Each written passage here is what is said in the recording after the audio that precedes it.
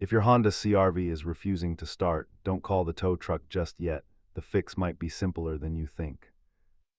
Statistically, nearly half of all starting issues in this model are caused by a weak or dead battery.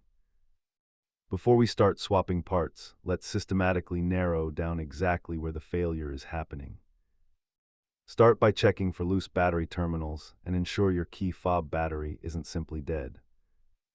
If you hear a single loud click when turning the key, your starter motor is likely the culprit.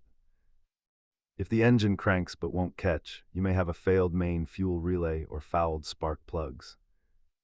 If a jump start gets you moving, the battery is the issue. If not, the problem lies deeper.